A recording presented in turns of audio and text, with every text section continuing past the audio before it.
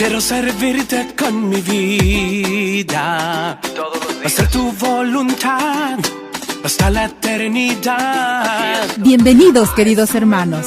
Les damos la bienvenida a este su espacio, Educando en la Fe. Un programa producido por la Oficina Diocesana de Educación Católica de Arequipa. Señor, aquí estoy, viviendo en tu palabra. Quiero decir que sí, como María. Here I am, living for your word. I want to say yes, as Mary did, Lord. Alégrate, María, llena de gracia, el Señor está contigo. Queridos hermanos en Cristo Jesús, sean bienvenidos a este su programa Educando en la Fe. Reciban un afectuoso saludo de la Oficina Diocesana de Educación Católica de Arequipa. Quien les habla, el profesor Aldo Manuel Arenas Cojoma, los acompañará en la sesión del día de hoy. Y el día de hoy vamos a compartir un tema muy importante. Vamos a valorar la vida cristiana en el siglo XIX. Cómo es que se dio una renovación dentro de la Iglesia y la preocupación de ella por la cuestión social. Asimismo, vamos a identificar el mensaje de la doctrina social de la Iglesia a través de la encíclica Rerum Novarum. Entonces, el propósito de esta sesión será identificar los aspectos que se dieron en la renovación de la Iglesia del siglo XIX para proponer acciones que nos permitan participar en nuestra Iglesia de hoy y de su misión evangelizadora. El siglo XIX fue una época de profundas transformaciones políticas, sociales, económicas y culturales que repercutieron en la Iglesia y en cada uno de sus miembros. Uno de los cambios más importantes fue la extensión de la revolución industrial, que transformó las estructuras productivas y deterioró gravemente los hábitos de vida de los más pobres, lo cual provocó la aparición del movimiento obrero. Todos estos acontecimientos sirvieron para que la Iglesia se interrogara y se tomara en serio su misión evangelizadora, y para que el clero y los creyentes se plantearan lo que suponía ser un católico auténtico. Por eso se puede decir que esta época resultó un momento de purificación, de conversión y de renovación para la Iglesia católica. Esta renovación se tradujo en los aspectos siguientes. Primero, un retorno a la fe. Frente al racionalismo de la Ilustración, se produjo un regreso a lo religioso, es decir, a la práctica de la fe cristiana.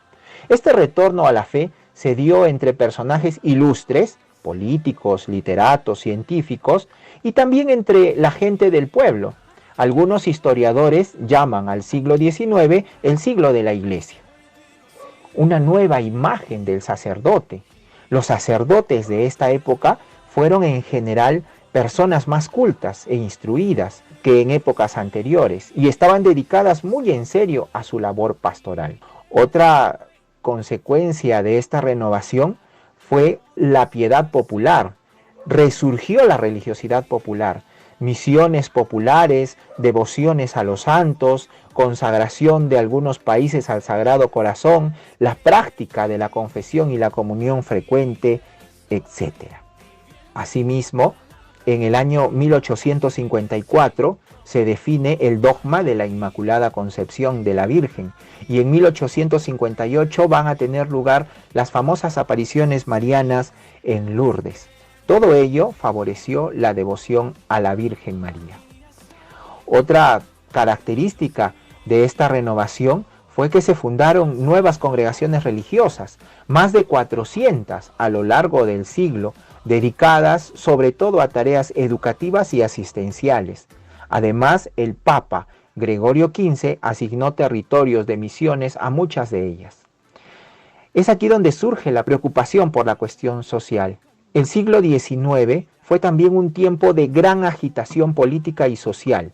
Entonces tuvieron lugar las revoluciones liberales y sobre todo la revolución industrial, de la que surgió el movimiento obrero, es decir, la lucha de los trabajadores y trabajadoras en defensa de sus derechos. Las precarias condiciones de vida en las grandes ciudades y la explotación laboral en las fábricas y los talleres provocaron la aparición de corrientes de pensamiento como el marxismo y el anarquismo, que trataban de resolver el problema por la vía revolucionaria. La respuesta de la Iglesia ante los graves problemas planteados por la revolución industrial tuvo varios aspectos. Surgieron por un lado un conjunto de directrices que se conocen con el nombre de doctrina social de la Iglesia y por otro la acción de numerosos cristianos y cristianas que ofrecieron su vida para ayudar a los más pobres y necesitados. Y es aquí donde surge algo muy interesante, la doctrina social de la Iglesia, que es la reflexión que a la luz de la fe lleva siempre a cabo la Iglesia acerca de las condiciones de vida de las personas. Y se transformó en esa época en una respuesta de la Iglesia a la llamada cuestión social. Esta respuesta se ha traducido a partir de entonces en la doctrina social de la Iglesia, formada por importantes documentos, entre los que destacan las encíclicas sociales de los papas a partir del Papa León XIII, también algunos documentos del Concilio Vaticano II, los escritos y comunicados de los obispos en las conferencias episcopales también son muy importantes. El primer documento que emitió la Iglesia acerca de la cuestión social fue la encíclica Rerum Novarum, publicada por el Papa León XIII en el año de 1891. La encíclica Rerum Novarum es un documento importantísimo que pone de manifiesto la preocupación de la Iglesia por los problemas y las injusticias de la sociedad, especialmente los relacionados con el mundo del trabajo.